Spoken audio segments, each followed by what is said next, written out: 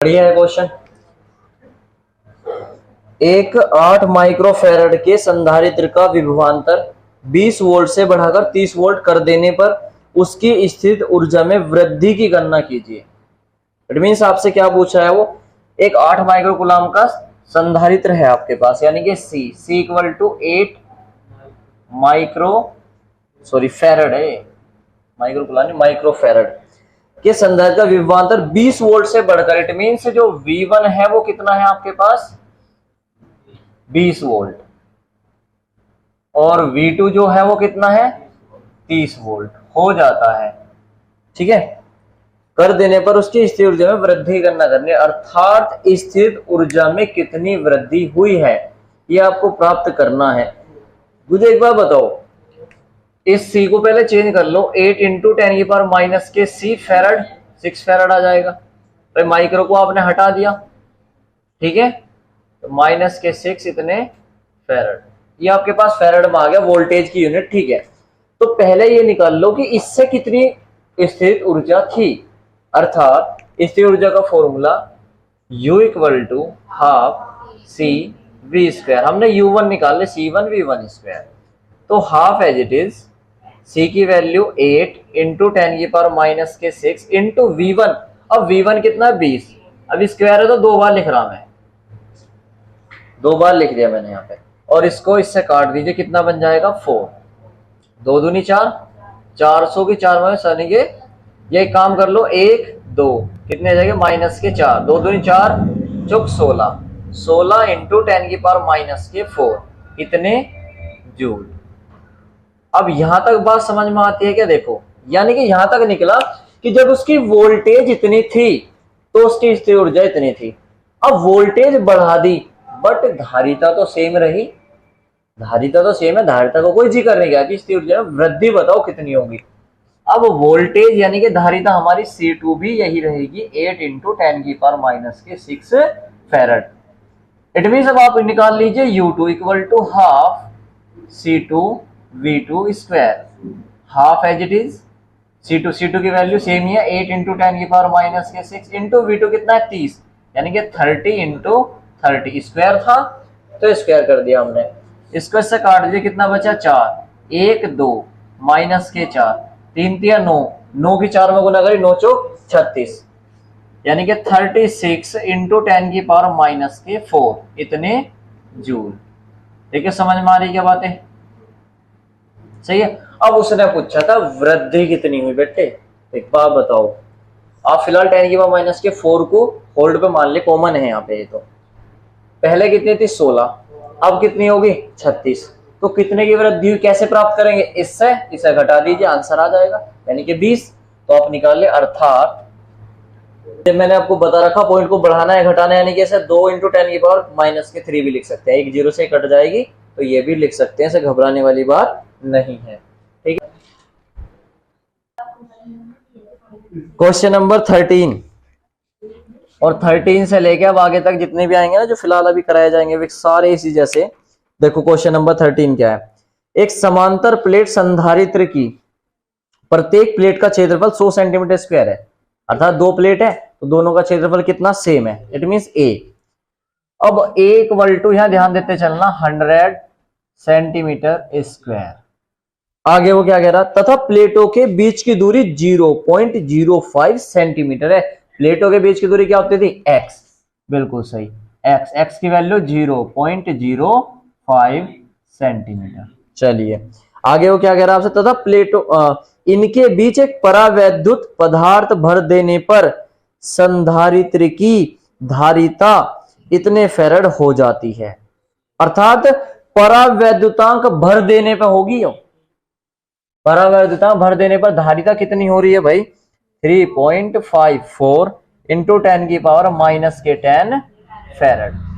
फिर आपसे पूरा पदार्थ के परावैद्युतांक की गणना कीजिए, के निकालना जी आपको।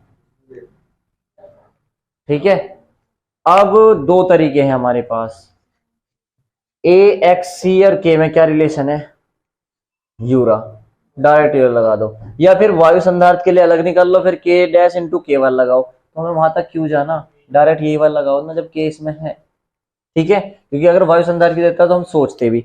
अब यहाँ पे बात यह है सॉल्यूशन के लिए भाई साहब इसे पहले चेंज करें 100 इंटू 10⁻⁻⁴ मीटर स्क्वायर। सेंटीमीटर को मीटर में बदलने के लिए -2 लगता है और स्क्वायर को बदलने के लिए -4 लगता है। फिर यहाँ पे से भी चेंज करें क्योंकि हम किस में जाना पड़ेगा 0.05 मीटर। ये आ गया x की वैल्यू। अच्छा ये चेंज करें 10⁻⁻2 मीटर, ये आ गया a की वैल्यू, ये आ गई x। अब बाकी हमारे पास ये मीटर स्क्वायर में है, ये मीटर में है, ये फैराड में। अब हमारा आंसर k की यूनिट भी ठीक आएगी, वैसे k की कोई यूनिट नहीं होती, बाकी हमें चेंज करनी पड़ती है। तो you know that very well, it means क्या क्या जानते हो आप, c equal to KA∈0 x। यही तो कहा उसने। क्या निकालना आपको, k निकालना, ठीक है। फिलहाल हम वैल्यू रख ले बस, c की वैल्यू ये रही। c की वैल्यू कितनी है भाई 3.54 इंटू 10⁻⁻10 इक्वल टू k की वैल्यू हमें फाइंड करनी है। a की वैल्यू कितनी है भाई 100 इंटू 10⁻⁻4। एप्सिलॉन नॉट की वैल्यू आप जानते ही हो 8.85 इंटू 10⁻⁻12 कूलम स्क्वायर अपॉन में न्यूटन मीटर स्क्वायर, यानी कि 8.85 इंटू 10⁻⁻12 अपॉन x की वैल्यू 0.05 इंटू 10⁻⁻2। ठीक है, जो कटे पिटेगा उसे काट देंगे, बहुत आसानी से कटेगा। देखो ये पॉइंट हटेगा तो अपॉन में 2 जीरो, ये पॉइंट हटेगा तो ऊपर 0। ठीक है, इन भाई साहब से भाई साहब कैंसिल। ठीक है, और जो बच रहे उसे भी काटते हैं। देखो फोकस करना 1 2 -k2 से -k2 कैंसिल। ठीक है, अब 5 से 5 मत काट देना है, 885 हो, पूरा कटेगा वो, काट लेना को लेकिन पूरा कटेगा। k और इंटू में 885 इंटू 10⁻⁻12 अपोन में क्या बच रहा 5 और इधर 3.54 इंटू 10⁻⁻10। बताओ यहां तक क्लियर है क्या? इन भाई साहब से ये भाई साहब कैंसिल, कितने बचे -k2, 10 से 10 कट जाएंगे। क्रॉस मल्टीप्लाई करो, इसको इधर ले जाओ, इसको बटे में ले जाओ। 5 से काट दे पहले, चलो 5 से काटो, 5 ही कम 5, कितने बचे यहाँ पे 3, 5 सते 35, फिर कितने बचे 3, फिर 5 सते 35। यस, मुझे भी ये लगा मगर 577 कैसे आ गया 5 गुना। ठीक है, 5 ही कम 5, फिर 3 बचे तो 5 सते 35, फिर 3 बचे 5 सते 35। ठीक है, इसको बटे में ले आइए 3.54 और अपोन में 177 और बटे में 10⁻⁻2 जाएगा, 10⁻⁻2 बटे में जाएगा, तो 10⁻⁻2 बटे में गया इक्वल टू k। इन भाई साहब की वैल्यू हटाएंगे तो अपोन में क्या लगेगा 2 जीरो, इन 2 जीरो से भी ये 2 जीरो कैंसिल। इट मीन्स आपके पास k इक्वल टू बनता है 354 बटे 177 और I hope may be something, क्या पता मेरा अंदाजा ठीक हो, तो k की वैल्यू कितनी आएगी 2। देखियो ठीक है क्या, k की वैल्यू 2 और k की वैल्यू माइनस में आ ही नहीं सकती कभी भी, ये आपने पढ़ रखा, k की वैल्यू माइनस में नहीं आ सकती। ठीक है, क्वेश्चन नंबर नेक्स्ट। ठीक है, देखो क्वेश्चन नंबर 14 और इंपॉर्टेंट लगा देना क्वेश्चन नंबर 14 पे। इतना छोटा सा क्वेश्चन है कि बोर्ड में 2 नंबर का आराम से आ जाएगा और तुम्हारी किल्ली भी लगा के चला जाओ कि है क्या आयो, अगर कंसेप्ट वाइज नहीं पढ़ा। क्वेश्चन नंबर 14 कह रहा एक वायु संधारित्र की धारिता 2 माइक्रोफैरड है, 2.0 का मतलब 2 माइक्रोफैरड है। 14 है बेटे हो। एक समांतर प्लेट संधारित्र की प्रत्येक प्लेट एक वायु संधारित्र की धारिता 2 माइक्रोफैरड है। यदि उसकी प्लेटों के बीच कोई अन्य माध्यम रखने पर धारिता 12 माइक्रोफैरड हो जाए तो माध्यम के परावैद्युतांक की गणना कीजिए। इट मीन्स आपसे वो क्या कह रहा है, वायु संधारित्र है, वायु संधारित्र, याद हो तो फॉर्मूला भी लिखवाया था यहीं पे ही, संधारित्र, वायु संधारित्र मीन्स k इक्वल टू 1। तो c की वैल्यू कितनी दे रखी है उसने 2 माइक्रोफैरड। 2.0 का मतलब 2 ही होता है, क्योंकि 2.0 का मतलब पॉइंट हटाओगे, अपॉन में 0 लगाओगे, फिर 0 0 कैंसिल, फिर 2 आ जाएगा। इनमें 2.0 का मतलब 2 और यहाँ ये नहीं होता कि 0.2 को कह रहा हूं मैं, 2.0 को बोल रहा। बच्चे करते हैं क्या, 2.0 को सर ने कहा तो 2 ही होगा, 0.2 को भी बराबर 2 के लिख दें। भाई नहीं, दोनों में डिफरेंस है। ठीक है, पॉइंट के बाद वाली चीजें बातें बता रहा हूं मैं। आगे कह रहा है यदि उसकी प्लेटों के बीच कोई अन्य माध्यम रख दे, अर्थात माध्यम भर दिया जाए, माध्यम रखने पर, माध्यम यानी के रखने पर, ऐसी बात है के यानी कि माध्यम होगा परावर्तक होगा, धारिता कितनी हो जा रही है भाई आपकी, C dash equal to 12 microfarad. ये भी मैंने मात्रा गलत लिख दिया, माइक्रोफेरड, आज माइक्रो कूलाम बहुत याद आ रहे।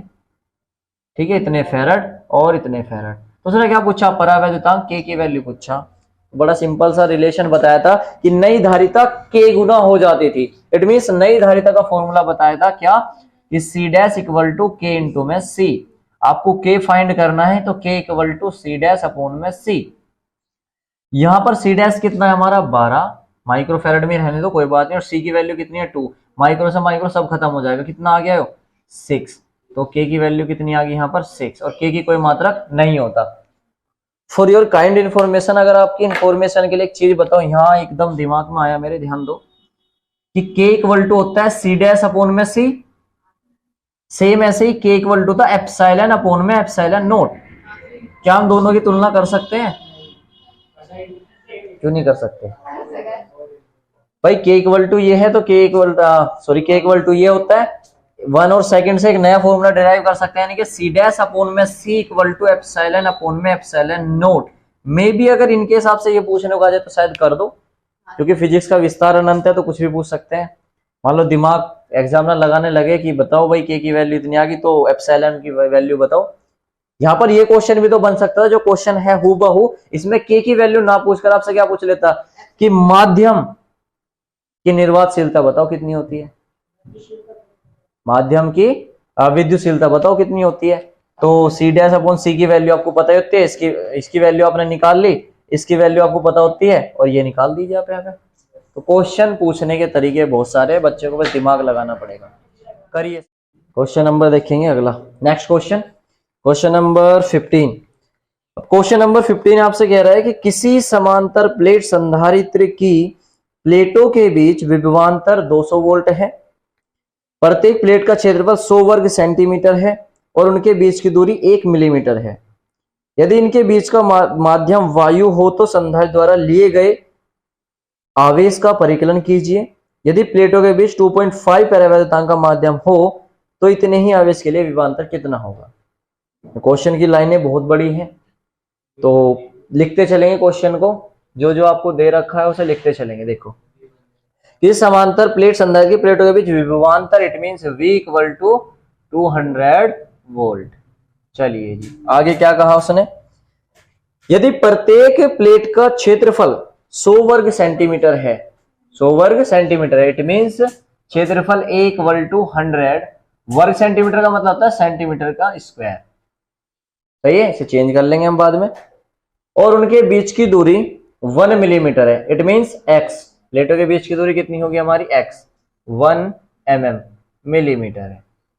फिर आपसे कह रहा है यदि इनके बीच का माध्यम वायु हो, it means k equal to 1 वायु के लिए, तो आवेश का परिकलन कीजिए। वो बाद की लाइन बाद में पढ़ेंगे। तो आवेश का परिकलन कीजिए, इट मींस आपको Q फाइंड करना है। क्या निकालना आपको, Q equal to question mark. जो इस कमी है क्वेश्चन है वो दूर कर लो कि 100 सेंटीमीटर स्क्वायर दे रखा, मीटर स्क्वायर में चेंज करो तो 100 इंटू 10 की पावर माइनस के 4 मीटर स्क्वायर। मिलीमीटर को चेंज करते हैं तो 1 इंटू 10 की पावर माइनस के 3 मीटर। यहां तक क्लियर, ठीक है। आपको Q निकालना, तो आपको पता होता है कि Q इक्वल टू होता है C इंटू V। अब C निकालने के लिए हमारे पास A है, X है, K है, और एप्सिलॉन नोट की वैल्यू आपको पता होती है। तो रखिए यहाँ पे formula K A epsilon naught upon में X और इंटू में V, और ये आ गया Q, सही है।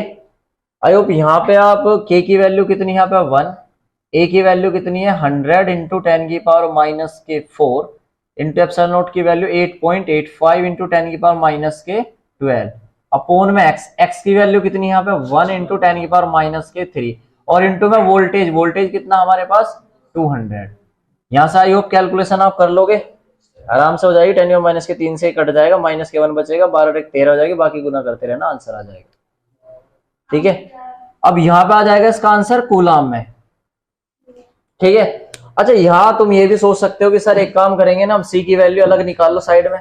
कुछ बच्चे ऐसे भी कर सकते हैं कि सी की वैल्यू आप अलग निकाल ले फिर पुट कर दे इसमें, आंसर दोनों से सेम आना। अब उसने कहा है यदि, सेकंड पार्ट में, तो फर्स्ट पार्ट था, सेकंड पार्ट में वो कह रहा है आपसे कि यदि k इक्वल टू कितना हो जाए 2.5, तो नया विभवांतर बताओ क्या होगा, नया विभवांतर बताओ क्या होगा। तो मैंने इससे पहले भी आपको बताया था जब हम v का फॉर्मूला पढ़ रहे थे, c बढ़ाने पर k तो बढ़ता है, यहां से देख सकते हो c equal to Q upon में v। इट मीन आप ये भी ले जा सकते हो v equal to Q upon में c, ये बढ़ेगा तो ये घटेगा। और पैरावैद्युतांक के लिए v का फॉर्मूला जब हम कराते थे 1/4 pi epsilon not k q upon में r। इट मीन्स आप अगर यहाँ चेक करें तो डायरेक्टली प्रोपोर्शनल है 1/k के, ये घटेगा तो ये भी बढ़ेगा। इट मीन्स ये दोनों क्या है, भाई भाई हैं, और ये क्या चलते हैं एक दूसरे के अपोजिट, क्या चलते हैं ये अपोजिट। तो सिंस अगर हम बात करें कि v इनवर्सली प्रोपोर्शनल होता है 1/k के, आ रही क्या बात समझ में इस फॉर्मूले से, v प्रोपोर्शनल है 1/k के। पहले वाला किस में रखा होता, वायु में, अब किस में रख दिया, पैरावैद्युतांक में। शॉर्ट ट्रिक बता रहा हूं मैं आपको। तो यहां पर हम ये बोल सकते हैं दो के लिए कि v1/v2 equal to k2 upon में k1। देखिए ठीक है कि यहां तक भाई, दो के लिए अगर हम लिखेंगे तो v1/v2 equal to k2 upon k1, क्योंकि जहां अगर यहाँ v1 है तो यहाँ पे क्या होगा k1, v1 अपॉन में k1, v2 अपॉन में k2। सही है। अब अगर हम बात करें, इधर रफ कर देते हैं इसको, देखो v1 की वैल्यू कितनी है 200, v2 की वैल्यू हमें फाइंड करनी है, k2 कितना दे रखा 2.5 अपॉन k1 एयर ही तो थी, तो वो कितना है 1। इन भाई साहब को इधर ले जाओ, इसको इधर ले आइए, तो this implies v2 equal to 200 upon में 2.5। देखियो सही है क्या, ये भाई साहब नीचे आ जाएंगे, ये इधर जाएंगे, इट मीन 200 अपॉन में 2.5, पॉइंट हटाएंगे अपॉन में 0।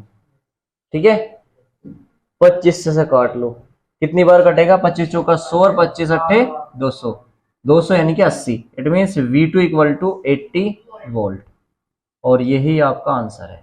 ये गए हम शॉर्ट ट्रिक से, यस आंसर हो गया। आपसे क्या कह रहा है, ध्यान देंगे। तांबे की दो प्लेटों के बीच जिनमें प्रत्येक का क्षेत्रफल 100 सेंटीमीटर स्क्वायर है, सही है, एक कागज रखा है, कागज की मोटाई 0.05 सेंटीमीटर और उसका परावर्तन 2.5 है। यदि कागज 1 × 10⁵ वोल्ट प्रति सेमी वैद्युत क्षेत्र सहन कर सकता है, तो अधिकतम वोल्टता ज्ञात कीजिए जिससे कि संधारित्र आवेशित किया जा सकता है। संधारित्र में कितना आवेश एकत्रित होगा। क्या बात है, क्या क्या पूछ लिया आपसे, ध्यान दो, दोबारा से पढ़ेंगे, जो जो दे रखा उसे लिखते चलेंगे। तांबे की दो प्लेटों के बीच जिनमें प्रत्येक का क्षेत्रफल 100 सेंटीमीटर स्क्वायर है, it means A 100 centimetre square, change कर देंगे सभी 100 × 10⁻⁴ मीटर स्क्वायर। फिर आपसे क्या करें, एक कागज रखा, कागज की मोटाई, इट मींस कागज की मोटाई क्या होती है, दोनों परावर्तन क्या बेटे, हाँ जी बिल्कुल कर सके, 1 × 10⁻²। अब उसने कहा एक कागज रखा जिसकी मोटाई यानी कि इनके बीच की दूरी दो, वो होगी हमारे पास x इक्वल टू कितना हो गया 0.005 सेंटीमीटर। क्या बात है, इसे चेंज करेंगे 0.005 × 10⁻²⁵ मीटर।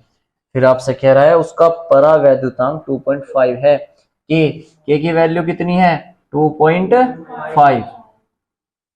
यदि कागज 5 × 10⁵ वोल्ट अपॉन सेंटीमीटर वैद्युत क्षेत्र सहन कर सकता है, इट मींस आपको क्या दिया है, ये दिया E कितना 5 × 10⁵ वोल्ट अपॉन में सेंटीमीटर। यार आपने पढ़ रखा है equal to V upon x है, V का वोल्ट अपॉन में मीटर, तो वही तो यूनिट दे रखी है आपको, विद्युत क्षेत्र भी क्या रखा उसने, यानी कि E का मान दे दिया।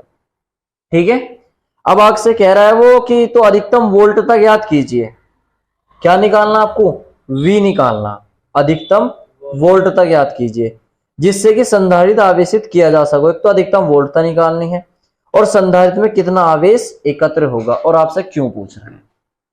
ठीक है, आई होप आपसे क्या पूछ रहा हो आपसे, एक तो अधिकतम वोल्टता यानी कि V equal to question mark, और दूसरा पार्ट पूछ रहा हो क्या, C धारिता, या क्यों आवेशित किया जाता है यानी कि क्यों, कूलाम में पूछ रहा होगा ना। अब देखो भाई साहब, E का फॉर्मूला आपको पता होता है V अपॉन में x। पहले तो इसे चेंज कर लो आप, E को 5 इंटू 10 की पावर 5, ये वोल्ट है, ठीक है, और अपोन में है सेंटीमीटर। सेंटीमीटर को जब मीटर में बताएंगे तो अपोन में ही तो लगाएंगे 10 की पावर माइनस के 2। देखो ठीक है क्या, अपोन में ही तो लगाएंगे मीटर, क्योंकि मात्रा क्या होता है, वोल्ट अपॉन मीटर। तो मीटर को मीटर में तो चेंज करेंगे, नीचे तो सेंटीमीटर है तो इसे चेंज कर दिया हमने मीटर में। अब लगाइए, you know that very well, equal to V upon में x। आपको क्या निकालना, V, this implies V equal to E into में x। E की वैल्यू कितनी है, 5 इंटू 10 की पावर प्लस के 5 अपॉन 10 की पावर माइनस के 2 इंटू में x। x कितना दे रखा, 0.005 इंटू 10 की पावर माइनस के 2। माइनस के 2 से माइनस के 2 कैंसिल, पॉइंट हटा दो, अपॉन में कितने लगी, 1 2 3, 1 2 3, 2 रहेगी। ठीक है, 5 की 5 में करी 25 और 100 ये यानी कि 2500 वोल्ट, ये आ गया V। ये तो कोई ज्यादा टफ नहीं था, ये तो पहला पार्ट आ गया। दूसरा पार्ट क्या निकालना, Q equal to C into V। और अभी मैंने जस्ट ऐसे ही कराया क्योंकि आपके पास C नहीं है, V तो है बट C नहीं है, तो C निकालने के लिए क्या करेंगे, K A epsilon naught upon में X और इंटू में V। भाई K की वैल्यू आपके पास ये रही, A की वैल्यू ये रही, एप्सिलॉन नोट की वैल्यू आपको पता होती है और X की वैल्यू ये रही, और V की वैल्यू कितनी है, ये रही। तो वैल्यू रख के निकाल लोगे, मात्रा क्या आएगा, Q का मात्रा क्या आएगा बताओ, कूलाम। ठीक है, यहाँ इसका आंसर हो जाएगा। कंसेप्ट समझा होगा तो कर लोगे आप। ठीक है, करिए इसको नोट, तो डाला भी नहीं मैंने एक बार को, लेकिन जरूर डाल दो तुम। क्वेश्चन नंबर 17 क्या कह रहा है भाई आपसे, एक समांतर प्लेट संधारित्र की प्लेटों का व्यास 8 सेंटीमीटर है। प्लेटों का व्यास, it means R equal to, sorry व्यास होता है D इक्वल टू 8 सेंटीमीटर। हम यहाँ चेंज निकाल ले, R इक्वल टू होता है D/2, साथ साथ चेंज करता चलना हमें।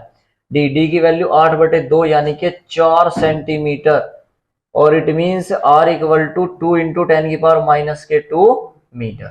सही है यहाँ तक। चलिए फिर आपसे क्या कह रहा वो, प्लेटों के बीच वायु भरी है। जब वायु भरी हुई है तो K का मान कितना है, 1, प्लेटों का मान 1 हो गया, वायु भरी हुई है। फिर आपसे यदि संधारित्र की धारिता 100 सेंटीमीटर, सुनना है यहां पर, यदि संधारित्र की धारिता यानी कि जो इसकी धारिता है C, वो क्या है 100 सेंटीमीटर के गोले की धारिता के समान, ये होगी हमारी प्लेट और ये हो गया हमारा गोला। ठीक है, उसने कहा है यदि इस संधारित्र की धारिता 100 सेंटीमीटर त्रिज्या के गोले की धारिता, यानी कि गोले की त्रिज्या कितनी मान लिया हमने, 100 सेंटीमीटर, 100 गुना 10 की पावर माइनस के 2 मीटर, सेंटीमीटर के समान हो, सॉरी 100 सेंटीमीटर त्रिज्या के गोले की धारिता के समान हो तो इसकी प्लेटों के बीच की दूरी की गणना कीजिए। अर्थात क्वेश्चन अब तुम्हारे सामने सुनो, प्लेट है जिसका व्यास इतना, तो व्यास से हमने त्रिज्या निकाल ली, उसकी प्लेटों के बीच क्या भरी हुई है, वायु भरी हुई है।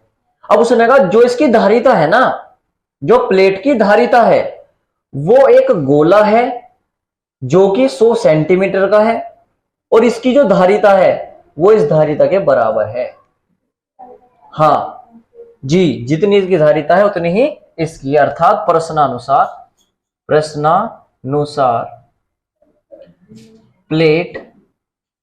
प्लेटों की धारिता बराबर होगी गोले की धारिता। देखिए समझ में आ गई क्या बात है, सही है, ये उसने क्वेश्चन में आपको दिया है। अब C, तो C की वैल्यू कितनी है यहां पर, प्लेटों की धारिता यानी कि K A epsilon naught upon में X इक्वल टू, गोले की धारिता क्या होती है हमारी, 4 pi epsilon note K into में A, ये क्या आती है हमारे पास, गोले की। तो जाहिर सी बात है प्लेटों की धारिता के लिए हमने यहाँ फॉर्मूला लगा दिया, इसके लिए यहाँ फॉर्मूला लगा दिया, K तो हमारा क्या है 1 है, K तो 1 है, तो छोड़ देंगे इसे। तो अब ए प्लेटों के क्षेत्रफल के लिए क्या लगाएंगे हम, पाई आर स्क्वायर और epsilon naught as it is upon में x equal to 4 pi epsilon naught into में ए। भाई के तो 1 हो गया, कोई फर्क नहीं पड़ने वाला। एप्सिलॉन नोट से एप्सिलॉन नोट कैंसिल, पाई से पाई कैंसिल। अब आपके पास बचता है एक्स की वैल्यू आपको निकालनी, तो इधर बचा आर स्क्वायर अपोन में एक्स और इंटू में 4 को बटे में ले जाओ और बटे में ले आओ ए को और इसे एक्स भाई साहब को उधर ले जाओ तो एक्स आ गया इधर। इट मीन्स आपके पास फॉर्मूला बना X equal to R square upon में 4 ए। आर आपके पास ये रहा, 4 आपको पता ही है और ए की वैल्यू ये रही। वैसे तो ये कट जाएगी तो कितनी आ जाएगी, 1 मीटर आ जाएगी, बस 1 मीटर। और ये आपके पास कटेगी जो भी आएगी, यानी कि आर आर कितना बनना हमारे पास, अच्छा ये 4 आया था भाई, तो ये 4 है, ठीक है। 4 इंटू माइनस के 2, तो 4 का स्क्वायर करोगे तो 4 इंटू 10 की पावर माइनस के 2 करोगे माइनस के 4 अपोन में 4 इंटू ए की वैल्यू 1, 4 से 4 कैंसिल, कितना आ गया 4 इंटू 10 की पावर माइनस के 4 मीटर। ये आ गया इसकी एक्स की वैल्यू, ठीक है। क्वेश्चन नंबर 17 भी फिनिश। क्वेश्चन नंबर 18 वैसे तो आपको स्वयं करना, बस मैं एक बार पढ़ा देता हूं। देखो क्वेश्चन नंबर 18 कह रहा एक समांतर प्लेट संधारित्र की प्रत्येक प्लेट का क्षेत्रफल 2 मीटर स्क्वायर है। इट मींस क्षेत्रफल कितना दिया आपको, ए इक्वल टू 2 मीटर स्क्वायर। आगे वो आपसे कह रहा है 2 मीटर स्क्वायर है तो प्लेटों के बीच की दूरी 2 मिलीमीटर है, एक्स की वैल्यू दे दी। प्लेटों के बीच निर्वात है, इट मींस के का मान 1। इन प्लेटों के बीच 10,000 वोल्ट का विभवांतर स्थापित किया गया है, V का मान 10,000 वोल्ट। तो संधारित्र की धारिता यानी कि C और प्रत्येक प्लेट पर आवेश की गणना करनी। मुझे तो लगता नहीं ज्यादा टफ हो, आप C निकल लोगे तो C इक्वल टू क्या करोगे, के ए एप्सिलॉन नोट अपॉन में x। आज की क्लास में सामने यही चल रहा, के एप्सिलॉन नोट अपॉन में निर्वात तो 1 हो गया, एक ही वैल्यू दे रखी, इसका मान पता, प्लेटों के बीच की दूरी भी दे रखी है आपको। फिर दूसरा वो आपसे क्या पूछ रहा, आवेश पूछा, क्यों, तो क्यों बराबर क्या लगा दो, q equal to c into v. C यहां से निकल जाएगा, इतने फेरड जो भी आएगा, सॉरी फेरड, और यहाँ पे सी की वैल्यू ये वाली पुट करोगे और वी का मान उसने दे रखा 10,000 वोल्ट, तो इसका कितना आ जाएगा, इतने कूलम। ठीक है, ये आपको करना, बाकी चलेंगे तुम्हारे न्यूमेरिकल।